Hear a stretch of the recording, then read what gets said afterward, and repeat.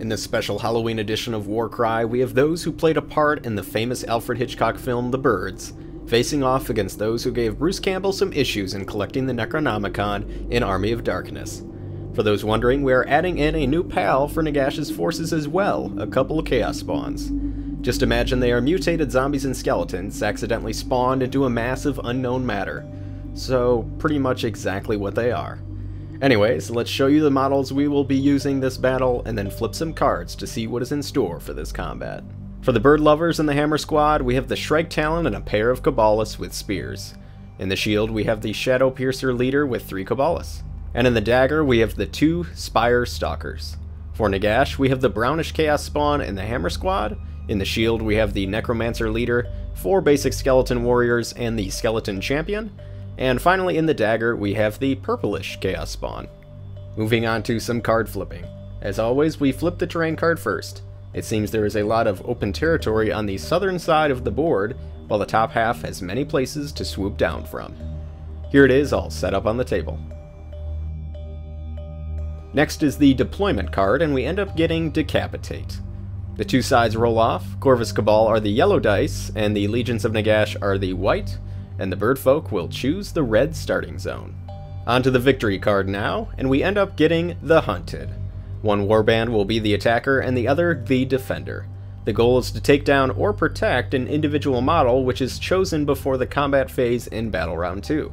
If that model is still around at the end of Battle Round 4, the defender wins.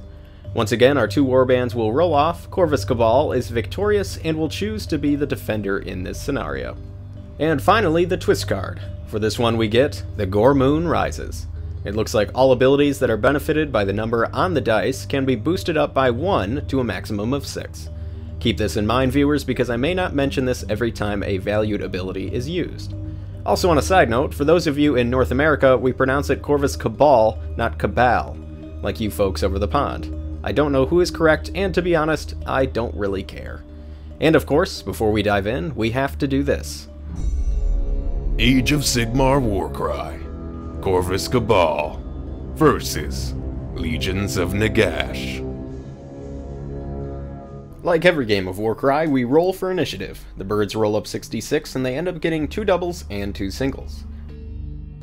For the shambling horde, they roll and manage to acquire a triple, a double, and a single. The ravens have the initiative and decide to make another double, and Nagash's forces ramp up to a quad.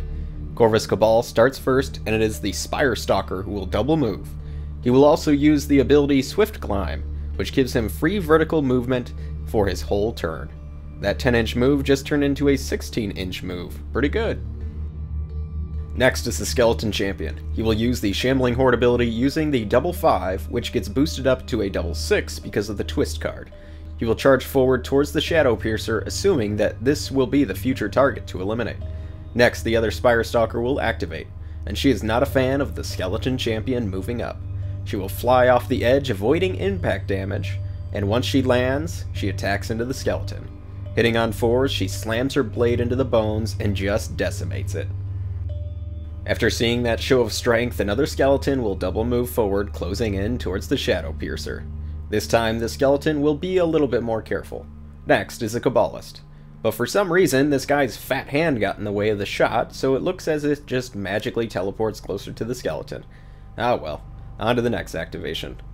The Necromancer has a big turn here. He will use the quad to activate Van Hell's Danse Macabre, and choose the 3 skeletons in front of him. All of these skeletons now gain a bonus move for when their turn begins. After this, the Necromancer will use the rest of his activation to move towards the birds, but keep a safe distance. Next is another Cabalist. He will move up for his first action and get in range to the nearby skeleton.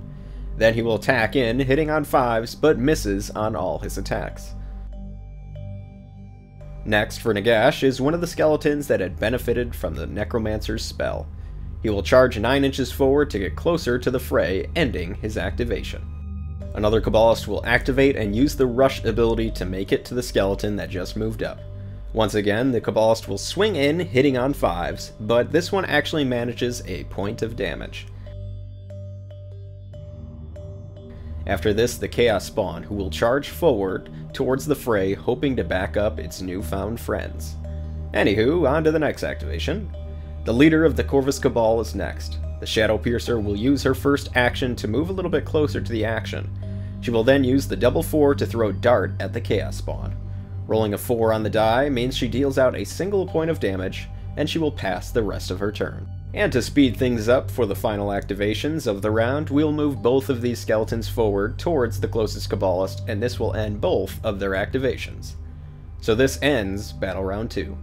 Some damage has been dealt, and it seems that the Birdmen and women will be choosing their leader to protect. Can the forces of Nagash push behind enemy lines? We shall find out in Battle Round 2. Once again, we roll off for initiative. Corvus Cabal starts first, and they end up rolling a triple and 3 singles. Now for Nagash and his forces, funny enough, they end up rolling the exact same thing. So they roll off for initiative, and the die goes to the crows. The bird folk will make a double 6 with their wild die, and then the skeletons will copy that as well. Now before combat begins, the reserves must enter the battle from both warbands. And once they are set up, Corvus Cabal will decide to make their leader, the Shadow Piercer, the fighter they must protect. Now we begin with the Shadow Piercer. Right away, she will use the Grizzly Trophy triple ability to boost attacks for all friendly models nearby. And after this, she will use the wait action and pass the turn over to the Legion. Next is the Necromancer. First, he will scoot forward to the side of the well and then blast a ranged attack against the Hunted. Hitting on 5 slams in 6 total damage. But he is not done, and will use the triple ability to cast Summon Undead on the Skeleton Champion that died last turn. He enters with 2 damage on him, but is right in front of the target. Terrified by this, the Shadow Piercer will reactivate, and use the Onslaught ability to give a boost to her attack and then swing into the champion. Hitting on 4s, she deals in 4 damage, but the skeleton is still standing. The Skeleton Champion has a chance to end the game here. He will give a boost to his attacks and then slam in. Hitting on 5s, he deals out a total of 10 damage. The Shadow Piercer only has 4 health left. The Shrike Talon is next, and will use its first action to move up behind the Necromancer, keeping its distance from the Chaos Spawn. He will then stab in, hitting on 4s, dealing out a total of 6 damage, ending his activation. The Chaos Spawn is next, and he is forced to move up to the Shrike Stalker and attack in for his second action. Hitting on 4s, the spawn unfortunately misses on everything. I guess it isn't used to its newfound allies yet.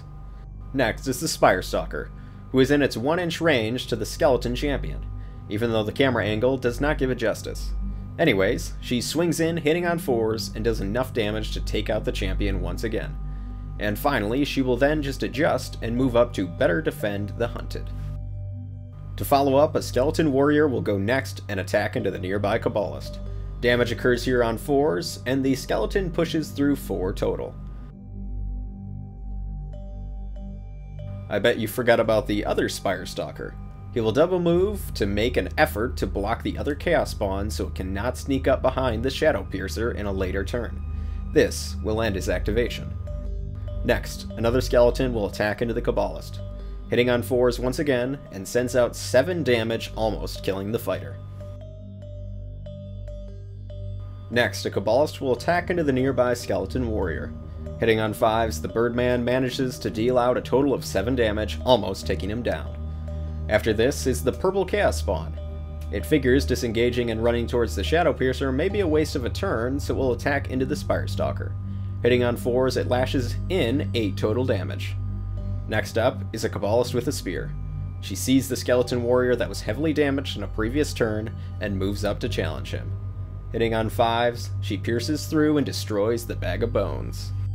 For the final activation for the Legions of Nagash, a Skeleton Warrior will attack into a Cabalist. It hits on 4s and just wrecks the poor guy. This ends his activation.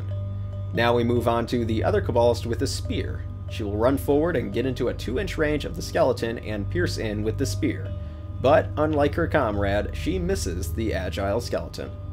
And for the sake of brevity, we will have both of these Cabalists attack into the nearby skeletons. For all of these attacks, they hit on 5s. The Cabalist on the right brings his blade down first, and with both of his actions, takes down the skeleton. The other Cabalist also swings in and takes down a skeleton with his first action, and uses his second action to get in a better position to defend his leader. This then ends Battle Round 2. Legions of Nagash have lost a bunch of skeletons this round, but there is a chance to spawn in a body nearby the Corvus leader. They have to do it quick because at this point the bones on the battlefield are adding up. On to Battle Round 3. We begin with initiative. Corvus Cabal rolls 4 singles and a double. And once again, it seems the Nagash boys and girls will do the same. We roll off again, and it seems the Crows will keep that win streak going. For wild dice, both sides will ramp their double into a triple. We will once again start with the Hunted, the Shadow Piercer. She will use the triple to activate Grizzly Trophy once again, giving all of those around her more attacks. She will then wait and pass the turn. Next is the Chaos Spawn, who will use the Writhing Tentacles ability to give him 5 additional attacks for his first action. He is attacking into the Shrike Talon, hitting on 4s, and deals 10 damage on the first attack. The next action, he will attack in again and miss on everything. Unfortunate rolling for the Spawn. Onto the Shrike Talon now, who will take his stilts and attack into the Necromancer. With a boost to attacks from the Grizzly Trophy ability, he will peck in, hitting on 4s, and deals out a modest 8 damage. The Skeleton Warrior in front of the Spire Stalker will attack in, hoping to clear a path to the Hunted. Hitting on 5s, the bird flies away, dodging the sword. After dodging out of the way, the Spire Stalker will swing back down onto the skeleton. She hits on 4s, and she lands way too many crits, and the skeleton explodes. The Necromancer is then next, and has little options since there is no clear path to the Hunted. He will just poke in twice with his staff into the Spire Stalker directly in front of him. Hitting on 4s, he manages to push through 5 damage. The Spire Stalker near the purple spawn is next. He will attack into the mass of flesh, hitting on 4s, and pushes through 10 damage. The spawn is not happy about taking damage and will attack back into the Birdman. The tentacles and horns hit on 4s and slam in enough damage to take down the fighter. Next is a Cabalist who will use his first action to better position himself in front of the Necromancer, and then he will attack in. He hits on 5s against the leader and deals out 4 damage. The next Cabalist will follow suit, move forward, and also attack into the skeleton leader, and this time, it takes him down. Another Cabalist is next, and with her spear, she's in range of the Chaos Spawn. She will stab in twice, hitting on 5s, and slams in 7 damage. This then moves on to the last 2 activations for Corvus Cabal. The leader and the other Cabalist with spear will actively pass their turns this round. It is now the end of round 3, and the Legions of Nagash have no chance to take down the Hunted in the next round. Thus, victory goes to Corvus Cabal. Overall, I would say the Dice Gods favored the Corvus Cabal in this match. There was a point in the second round where the bird folk did not account for the spawning of the Skeleton Champion right next to the Shadow Piercer, and the game almost ended there. But that was the only high point for the forces of Nagash. For the amount of these attacker and defender games I have played thus far, it seems the defender has a way better chance of winning the match, especially if there is a round 4 time limit on the game. I will also take note, the Chaos Spawn underperformed this match. They have decent speed and their triple Writhing Tentacles ability is very strong, but the Corvus Cabal did a good job shutting them down and keeping them away from their leader. Overall, it was an enjoyable match, and I hope you all enjoyed it as well. I want to thank you all for watching, and of course, happy gaming.